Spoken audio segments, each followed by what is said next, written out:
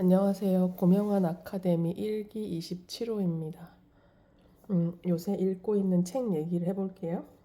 나를 향해 걷는 10걸음. 최진석 교수님의 책이에요. 이거를 중간중간 띄엄띄엄 읽고 있는데 제가 많이 와닿은 부분을 위주로 좀 읽어보겠습니다. 소설 패스트에 대해서 얘기를 하는데 패스트로 비유된 이 전쟁은 결별, 감옥, 엉뚱한 부조리에 갇힌 상태를 의미합니다.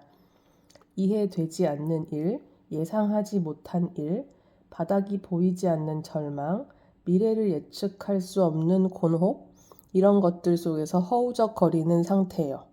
이런 상태를 패스트라고 이 작가는 썼나 봐요. 그리고 최진석 교수님의 생각들이 나오는데 소설 속에서 인생 자체가 패스트다라는 문장이 나옵니다. 우리 인생에 빗대면 패스트는 특정 관념에 지배당하는 것, 정해진 마음에 갇히는 것을 말합니다. 이 모든 게 다른 세계와 만나지 못하는 결별이며 스스로를 불행하게 만드는 학대지요. 이렇게 말씀하셨어요. 그러니까 예를 들면 나이 들수록 꼰대가 되잖아요. 그러면 내가 알고 있는 게 모든 게 다 맞다고 생각하고 거기에 갇혀버리는 것도 패스트라고 생각할 수도 있는 거죠. 최진석 교수님이 제게 패스트가 무엇이냐 이렇게 물어보신다면 까미가 말했듯이 인생 자체다. 더 구체적으로는 너의 정해진 마음이요 묶인 발이다 라고 대답하겠습니다. 정해진 마음, 미래에 대한 곤혹, 고통, 번민, 나를 잡아먹고 세계와 결별시키는 부조리에서 벗어나 어떻게 더 나은 단계로 건너갈 것인가 하는 것이 바로 이 소설의 주제입니다.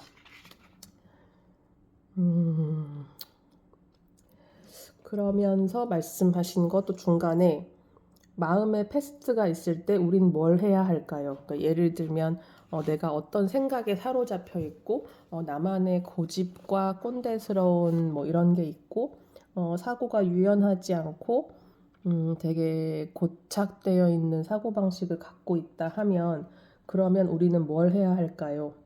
그러니까 최진석 교수님이 긴장하고 의지를 가져야 합니다.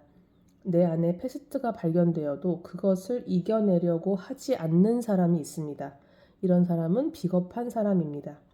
자기를 가두는 정해진 마음으로 세계를 보는 사람은 패스트에 진 게으른 사람입니다. 근데 이렇게 비겁하고 게으른 사람이 많죠. 그러니까 육체적인 걸 말하는 게 아니고 이렇게 게으른 사람이 많은 것 같아요. 이 소설은 계속 의지를 가지고 긴장을 유지하며 패스트를 이겨내는 과정을 보여줍니다. 내 안의 패스트를 어떻게 극복해서 자유를 얻고 해방될 것인가 라는 주제의 질문에 오랑시의 패스트 발견부터 해방까지의 이야기에 빗대어 문학 작품으로 대답한 것이지요. 우리 안에 패스트를 고치는 치료제는 무엇일까요? 치료제는 최진석 교수님의 의견은 말씀은 치료제는 긴장입니다. 다음은 지적 태도고요. 이 소설은 지적 긴장을 하는 인물과 하지 않는 인물들이 대비되어 전개됩니다. 지적 긴장을 하지 않는 인물은 수위 미셸입니다. 이렇게 말씀하시고 이렇게 정해진 마음에 갇혀 있는 사람, 즉 패스트를 갖고 있는 사람은 소유적 태도로 이 세상을 자기 뜻대로 해석하려고 합니다. 저도 이런 경향이 많아가지고 이 부분을 읽으면서 많이 뜨끔했거든요. 그러니까 정해진 마음에 갇혀 있는 사람, 저같이 고집도 있고 이렇게 주관이 뚜렷한 사람은 이 세상을 자기 뜻대로 해석하려고 합니다. 그죠? 저도 그렇고 반면 이와 다른 존재적 태도가 있습니다. 정해진 마음 없이 세계를 자세히 보는 태도를 말합니다. 그러면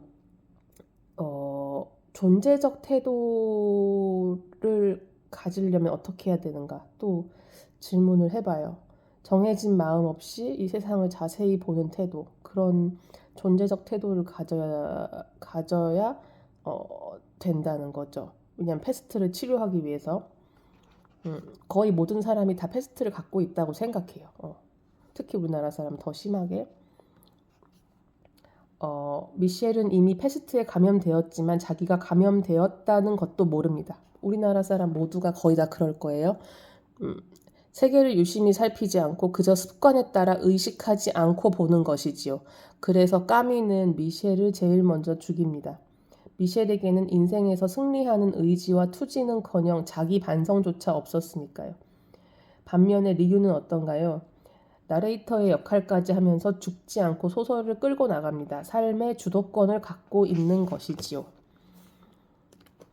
그래서 까미의 패스트를 옛날에 읽었던 것 같아요. 20대 초반에. 근데 기억이 하나도 안 나고 그때는 이만큼 와닿지 않았을 거예요. 이해도 못했을 것 같아요. 그냥 그때는 한글을 읽고 나는 읽었다라는 그거 때문에 읽었던 것 같아요.